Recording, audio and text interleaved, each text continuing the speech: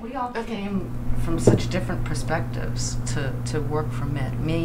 My story was that I just moved back to Massachusetts after 9/11. I was a survivor.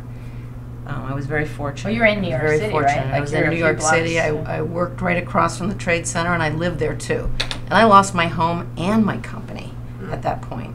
And the thing that was most important was to come back and be with my family, most of which were in Massachusetts.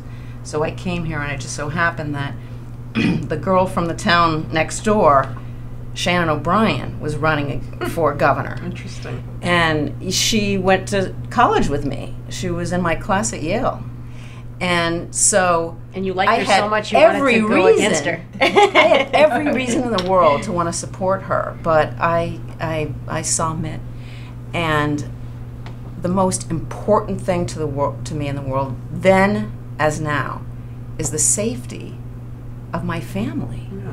When we had the floods up in northern Massachusetts, the governor, once again, I was sitting at the table and said, "Renee, go deal with the floods." And then I was kind of like, okay. And luckily, other governors called in because they appreciated Mitt so much, and they said, "We deal with this," and yeah, and they said, "Here's what you do. Here's how you get started." And like that, we had everything moving, turning around, going.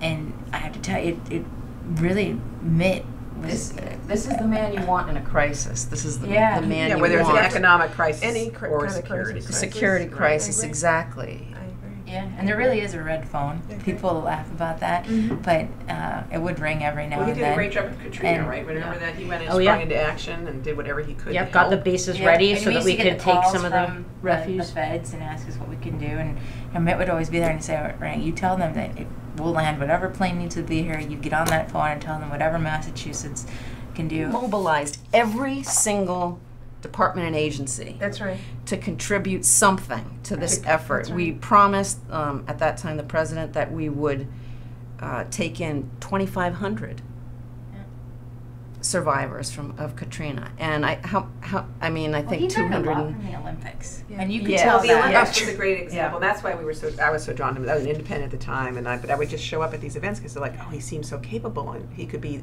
governor of our state. I bet he could turn our state around." I really believe that. And he did turn the state around. He did. With his security standpoint too, which I don't think any of us. I worked with a little bit of the Homeland Security folks, but I think people may underestimate that because right now, with international politics and things being so scary, especially when the economy isn't predictable and people are afraid, and that goes throughout the world right now, you really need a leader that understands how all that works together, and Mitt does that.